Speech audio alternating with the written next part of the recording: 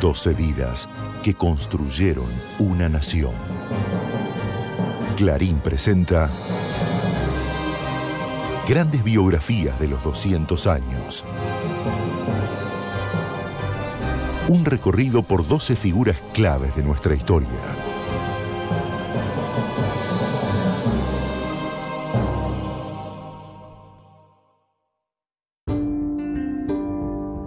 Los ecos del combate naval de la Vuelta de Obligado se esparcen por el interior argentino.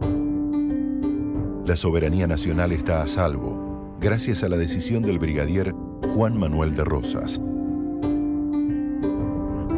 Rosas fue un personaje complejo, adorado y rechazado en igual medida. Aún hoy persiste la polémica sobre su carácter, papel y legado.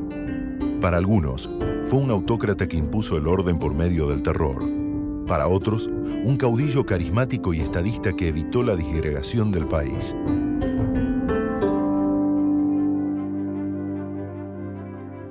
Es la figura fundamental de la Confederación Argentina.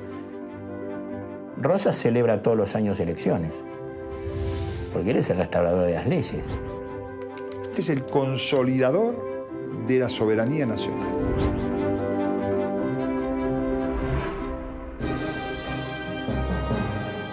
Juan Manuel de Rosas. Soberanía y federalismo.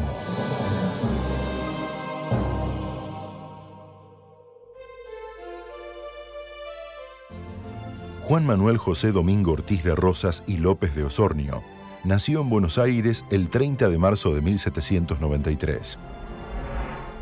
Él es Ortiz de Rosas. Ellos se remontan prácticamente a las primeras familias que llegaron a Buenos Aires.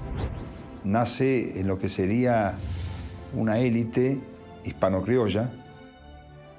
Su papá, Ortiz de Rosas, había sido uno de los primeros en iniciar acciones de correr la frontera. Había avanzado prácticamente hasta la zona de Azul y había aprendido en esa campaña a tratar con los grupos aborígenes de la provincia de Buenos Aires. Francisco Argerich era el educador de toda esa generación. Él tenía una escuela de primeras letras a donde concurría toda la juventud de Buenos Aires. Si bien Rosas concurre y es uno de sus discípulos, él empieza a demostrar su gran amor por el campo. Como otros jóvenes porteños, Rosas participó en la defensa de Buenos Aires durante las invasiones inglesas. Rosas se une a las fuerzas de Liniers. Tiene una gran actuación que merece una carta que le manda Liniers luego a su madre agradeciendo sus servicios. Y en 1807, a los 14 años, se incorpora como soldado de caballería en el escuadrón de los Migueletes, donde también tiene una importante participación, pese a su corta edad, porque solamente había 4 menores de 15 años.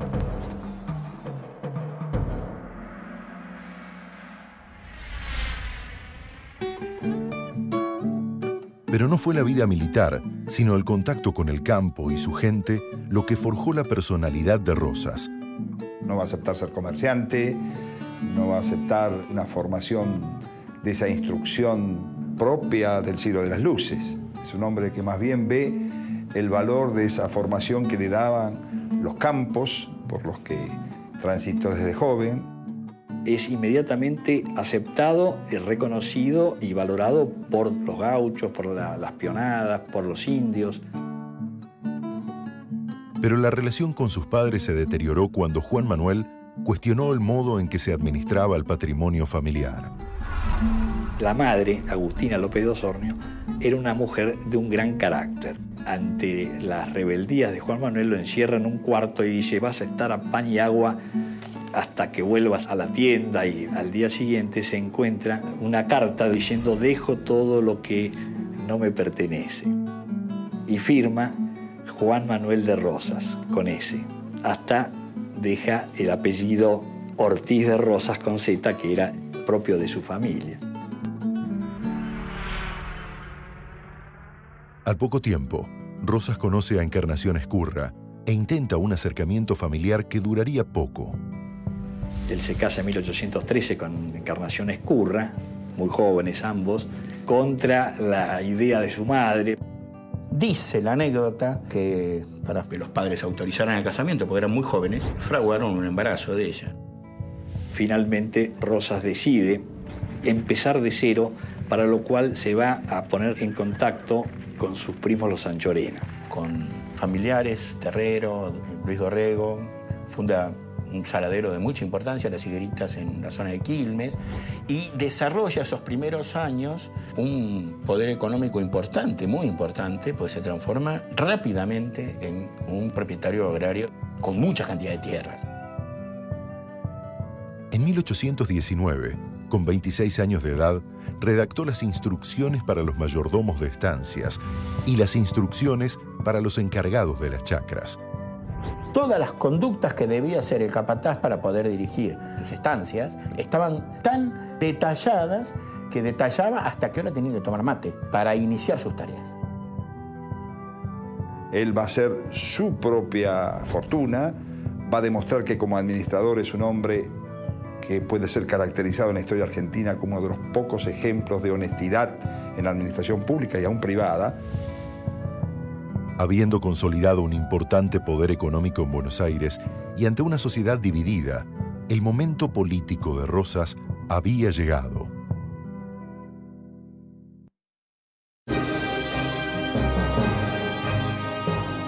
La casa natal de Juan Manuel de Rosas se encontraba en el solar ubicado en el número 552 de la calle Santa Lucía, que a partir de 1911 pasó a llamarse Domingo Faustino Sarmiento.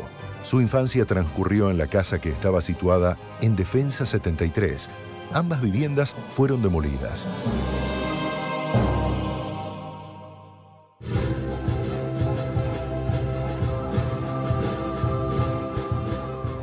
Tras la Revolución de Mayo y en el fragor de las campañas de la independencia, los caudillos del interior se enfrentaron al gobierno porteño, que pretendía imponer su control político y económico. Los caudillos, Ramírez, Araoz y Estanislao López, que en representación del interior avanzan sobre Buenos Aires. Y ahí se produce la famosa crisis de 1820, incluso el directorio desaparece. Rosas participó de los enfrentamientos y negociaciones de paz con los caudillos del interior y poco a poco fue haciéndose de un lugar en la política porteña. A Manuel Dorrego se lo nombra como gobernador provisorio para defender a la ciudad ante el ataque fundamentalmente de López y Ramírez.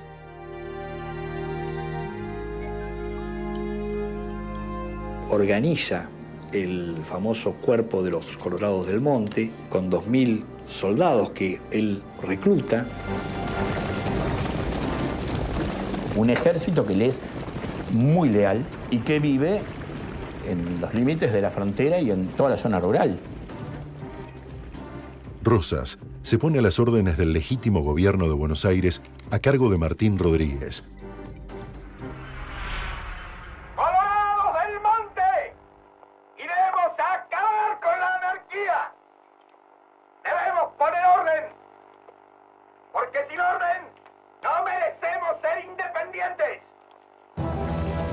En 1821, la situación se agravó por la invasión brasileña a la Banda Oriental. La Guerra del Brasil se extendió desde 1825 hasta 1828. La Confederación se impuso militarmente, aunque la pésima negociación del enviado del presidente Bernardino Rivadavia determinó el fracaso diplomático tras la independencia de la Banda Oriental. Sin embargo, se responsabilizó por la derrota al gobernador porteño Manuel Dorrego, quien fue derrocado por el general unitario Juan Lavalle. Dorrego es derrocado por un golpe de Estado, con el Ejército Nacional. Nacen los hermanos uruguayos, lo tiene que reconocer Dorrego. Y esa vanguardia del ejército, triunfador, pero de alguna manera sin ningunas cosas en las manos, es la que pasa a Buenos Aires, derroca a Dorrego y termina con su fusilamiento el 13 de diciembre de 1828.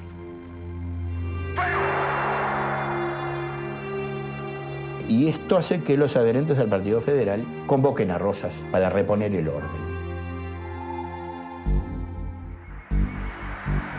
Y después de algunas escaramuzas en las que Rosas y López logran poner cierto coto a Lavalle, se firman 2 pactos en Barracas y en Cañuelas y acuerdan llamar a elecciones nuevamente. La sociedad porteña, harta del ambiente de inestabilidad, nombró a Rosas gobernador con facultades extraordinarias. Se le otorga el grado de brigadier y se le da el título de restaurador de las leyes y de las instituciones. Cuando las sociedades viven mucho tiempo en desorden, optan por el orden antes que por la libertad. No solo defiende militarmente la ciudad, sino que toma contacto con los caudillos del interior que habían avanzado sobre Buenos Aires, con los cuales entabla una excelente relación,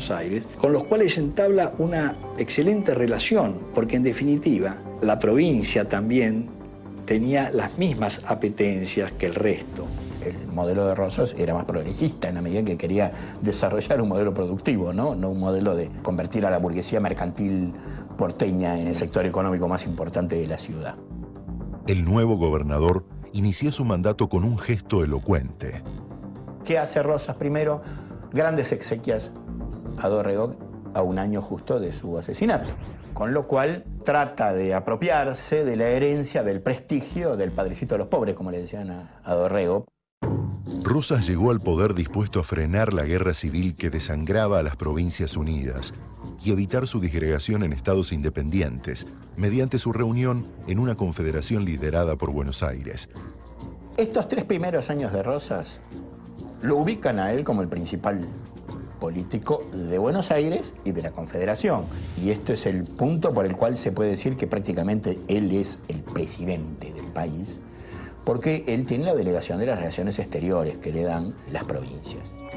Hubo muchos intentos de disgregar a nuestro país y Rosas fue el que luchó incansablemente contra ello. En el 31 firma el Pacto Federal y moviliza a gobernadores para desarrollar políticas dirigidas a la política exterior, pero también que incluían manejos de presupuesto, manejo de la aduana y que le conferían a él un poder económico y político sobre el conjunto de los gobernadores. En 1832, Rosas concluyó su mandato y se negó a ser reelecto. Prefiere dejar el gobierno, se lo entrega al general Balcarce y parte con la famosa expedición al desierto. Y se pone como objetivo llegar al Río Negro. Se había pensado hacerla en 3 grupos, pero la que logra su objetivo es la que él mismo comanda.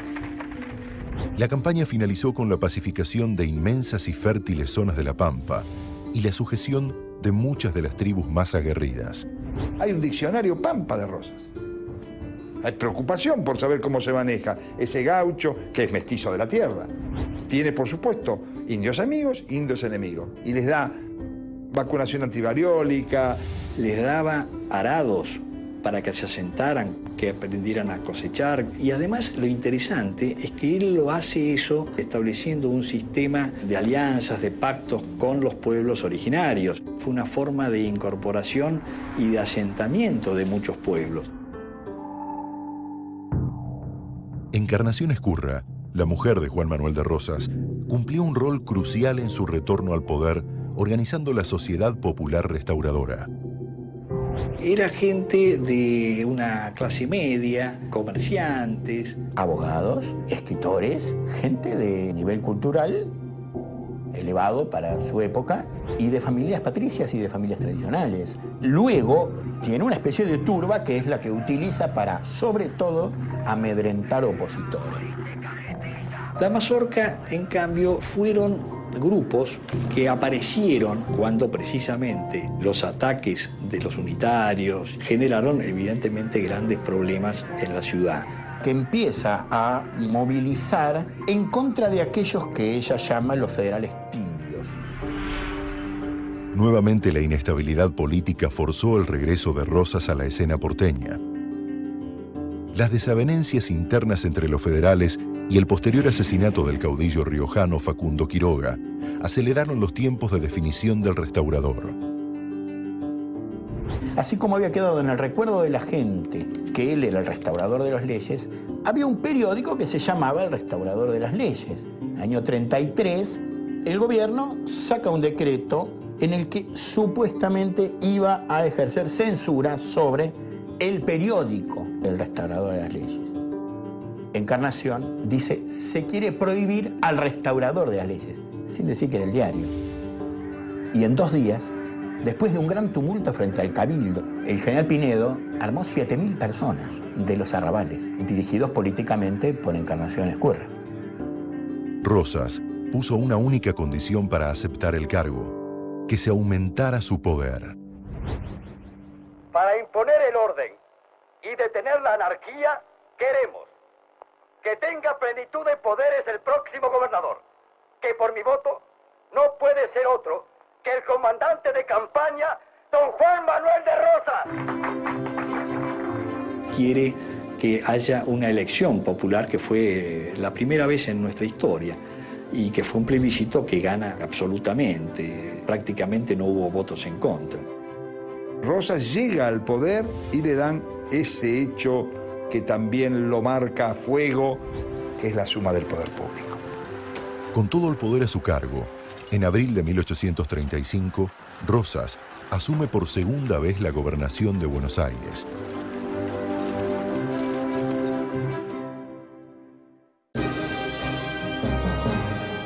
Los restos de la casa de Juan Manuel de Rosas se encuentran en la intersección de las avenidas Sarmiento y del Libertador, dentro del Parque 3 de Febrero. Desde 1936 a 1852 fue el centro de la vida social porteña. En esa casa, tras la batalla de Caseros, Sarmiento redactó el parte de guerra.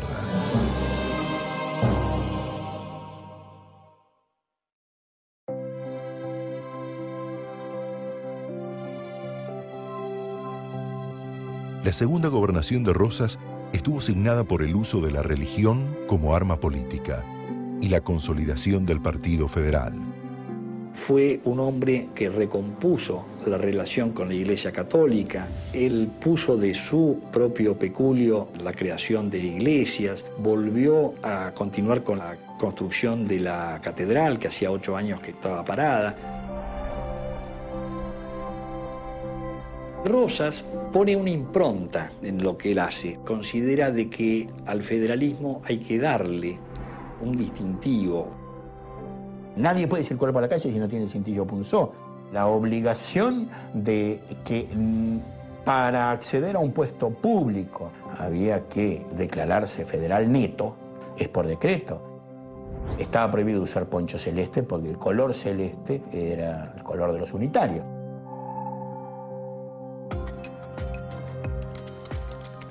Buenos Aires era la principal productora y exportadora ganadera vacuna, con alrededor del 75% de la producción total del país. El crecimiento de la economía tuvo relación con el incremento del comercio con Gran Bretaña. Rosas comienza con la ley de aduanas, con una política exterior que inmediatamente va a ser probada. Pone un régimen muy especial para impedir el ingreso de manufacturas inglesas a precios viles en perjuicio de lo que se hacía en el interior de nuestro país. La pujanza se vio ensombrecida por conflictos con el exterior.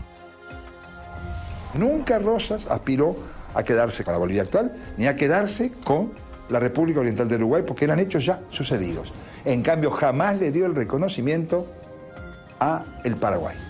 Cuando el general Oribe, presidente legítimo del Uruguay, es expulsado de Montevideo por los anglo-franceses, por Fructuoso Rivera, por los brasileros, que hacen ahí un enclave contra Rosas, él lo apoya a Oribe, pero jamás pretende que la República Oriental del Uruguay vuelva a reincorporarse a nuestro territorio.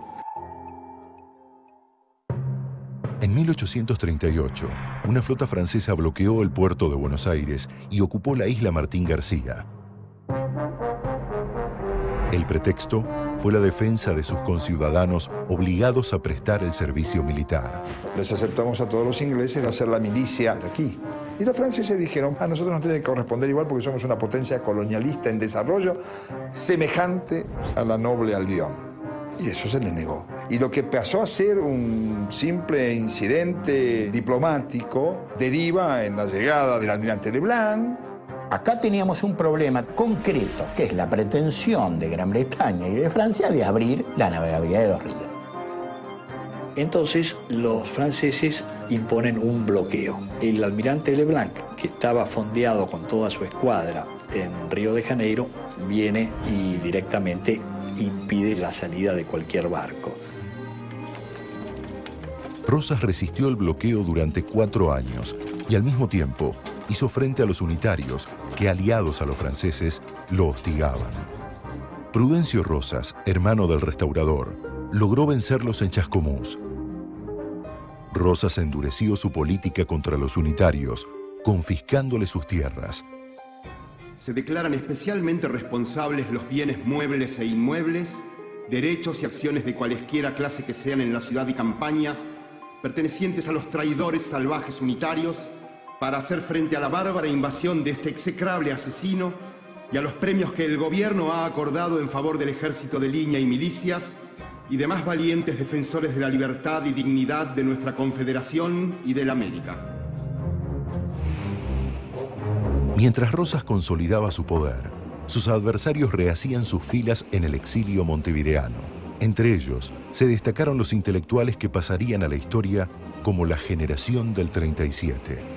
Sus figuras más notorias fueron Esteban Echeverría, Juan Bautista Alberdi y Juan María Gutiérrez.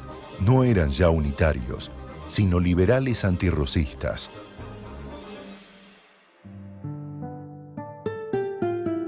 La paz que tiene la paz con los indios. Después tiene sublevaciones y desencuentros con muchos estados provinciales. Luego de la muerte de Encarnación Ezcurra, en 1838, Rosas se aferró al afecto de su hija Manuelita. En 1841, los unitarios intentaron matarlos en un atentado que pasó a la historia como la Máquina Infernal. Es un operativo terrorista de eliminación de un jefe de Estado por un correo falso, llega a las manos de Manuelita, se disparan una serie de percutores que la convierten en un arma mortífera, que falla. Sucesos, como el fusilamiento de Camila O'Gorman en 1848, ensombrecieron la administración rosista. Contra todas las normas de la época, una chica de la sociedad, O'Gorman, descendiente del primer médico que hubo en Buenos Aires, se enamora de un cura. Para Rosas era un problema fundamental, porque transgredía la moral pública. Manuelita intercede, pero en este punto Rosas no tenía posibilidad de retorno. Una cosa que sucede una vez puede suceder 2, y esta no podía suceder otra vez. Aunque con múltiples conflictos políticos internos, al gobierno de Rosas le esperaba todavía su gran batalla en defensa de la soberanía.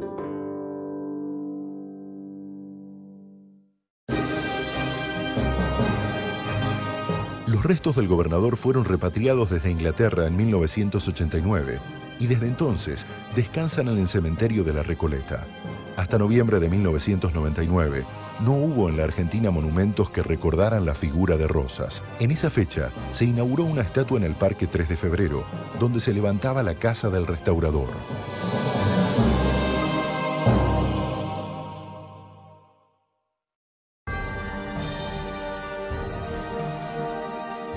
En 1845, Francia e Inglaterra volvieron a bloquear el puerto de Buenos Aires con la intención de evadir la aduana para ingresar sus mercaderías en forma directa a las provincias a través del litoral. En esa libertad de los ríos interiores están los intereses de Brasil, están los intereses de Inglaterra, de Francia, de los grandes países marítimos del mundo que en el estuario no pueden comerciar, que además tienen la boca del estuario, la entrada clave, que es Montevideo. El 20 de noviembre de 1845, una flota de 22 barcos de guerra y 92 buques mercantes intentó romper las defensas sobre el Paraná en el recodo conocido como la Vuelta de Obligado. Un avance, una fuerza militar inglesa con muchos barcos mercantes para conseguir intercambiar bienes con el Paraguay y con las provincias mesopotámicas del norte argentino.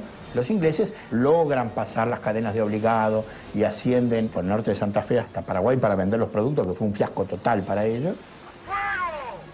Cuando vuelven, también se los acosa desde otras baterías, como el Quebracho, entonces ahí se producen también muertos.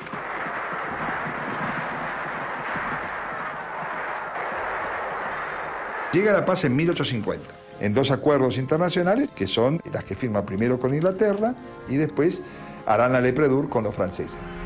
Esto lo enalteció frente a los pueblos latinoamericanos. El gran americano, decía. San Martín, que le ofrece colaboración, incluso le da consejos militares por escrito. Y no nos debemos olvidar también el artículo 3º del testamento, donde le deja el sable a don Juan Manuel. En 1851, Rosas se enfrentó al general Justo José de Urquiza, gobernador de Entre Ríos, al exigirle, entre otras cuestiones, que frenara el contrabando que entraba por su provincia para evitar la aduana porteña. Pero Urquiza dio como respuesta su negativa a que el restaurador continuase en el poder. Urquiza lo traiciona, lamentablemente, por una cuestión económica. La batalla de Caseros es la batalla de mayor cantidad de efectivos enfrentadas en territorio argentino. Cerca de 28.000 hombres, entre los que trae Urquiza y los aportes de los brasileros, de los uruguayos y de mercenarios alemanes que se contratan.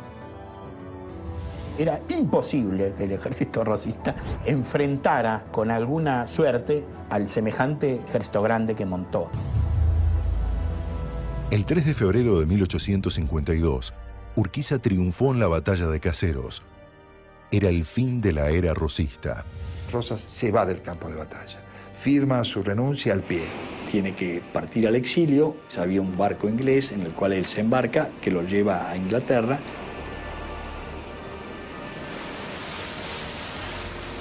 Rosas vivió exilado en Inglaterra, pero haciendo su vida de gaucho, porque Rosas se va al exilio sin un peso. Y lo único que lleva son unos baúles, esos grandes baúles, con todos sus documentos.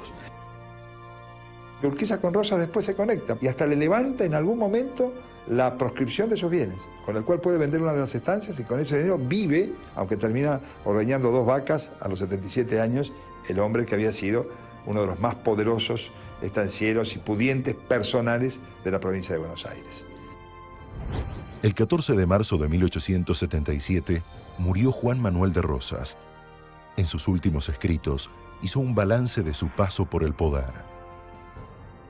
Subí al gobierno encontrándose el país anarquizado, dividido en cacicazgos hoscos y hostiles entre sí, con la subversión más completa en ideas y propósitos. Un infierno en miniatura.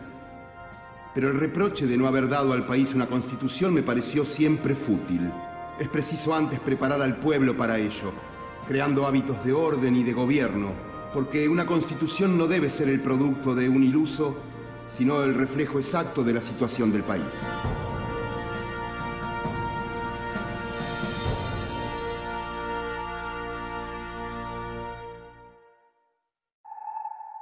Lo fundamental que nos ha dejado es la unidad territorial, la unión de todos los argentinos, de todas sus clases, en momentos en que desgraciadamente en la Argentina se generaban desuniones tremendas interiores y exteriores. Pocas figuras en nuestra historia despiertan tanta pasión y polémica como la de Juan Manuel de Rosas, el restaurador de las leyes.